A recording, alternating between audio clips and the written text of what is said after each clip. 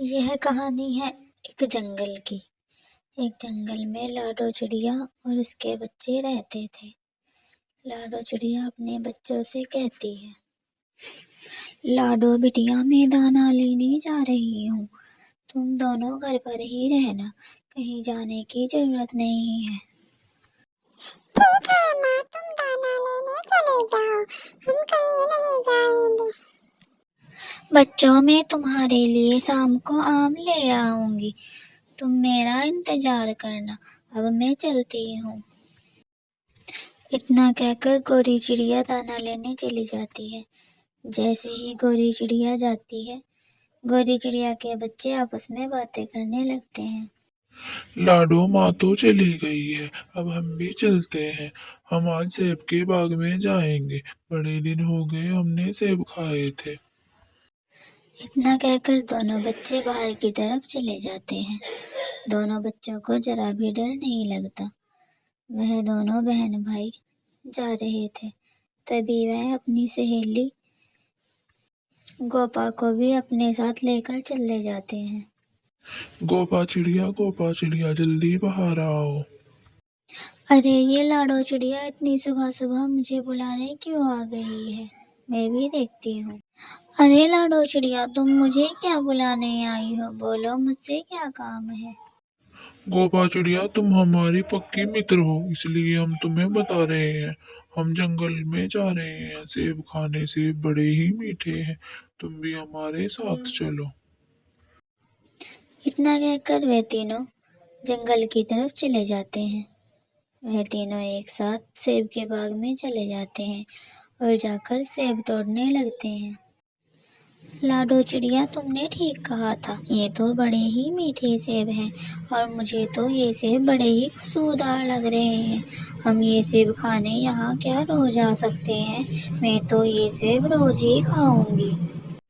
हाँ हाँ गोपा चिड़िया, क्यों नहीं, हम रोज आ जाया करेंगे, लेकिन तुम किसी को मत बताना। अरे लाडो चिड़िया, अभी तुम कहाँ जा रही हो, अभी मुझे और भी सेब खाने हैं, रुको जरा। अरे नहीं नहीं गोपा चिड़िया, जल्दी जल्दी घर चलो, वैसे भी बहुत देर हो गई है। इतना कहकर वे तीनों अपने अपने घर की तरफ चले जाते हैं। गोपा चिड़िया अपने घर पहुंच जाती है। रानो चिड़िया के बच्चे भी अपने घर चले गए थे। कुछ देर बाद वहां बाज आ जाता है।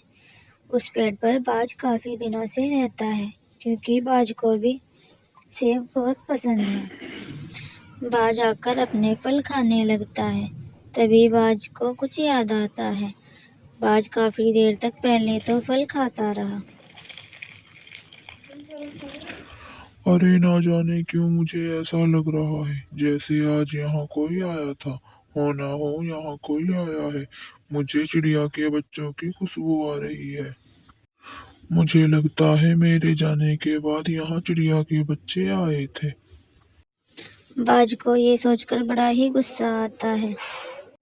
लाडो देखो, अभी तक माँ नहीं आई, अभी हम और भी फल खा सकते थे।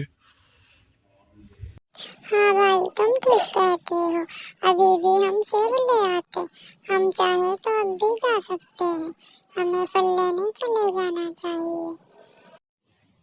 तभी कुछ देर बाद वहां लाडो चिड़िया की माँ आ जाती है और उनसे बातें करने लगती है। लाडो बिटिया, तुम अभी तक उठ रहे हो, अब तक तुम सोए नहीं। चलो अच्छा हुआ तुम नहीं सोए, मैं तुम्हारे लिए अच्छे अच्छे फल लाई हूँ, तुम ये फल खा लो। नहीं माँ, हमें भूख नहीं है, आज हमें भूख नहीं है, हमने जो खाना रखा था वही खा लिया, इसलिए हम नहीं खाएंगे। इतना कहकर बच्चे सोने चले जाते हैं।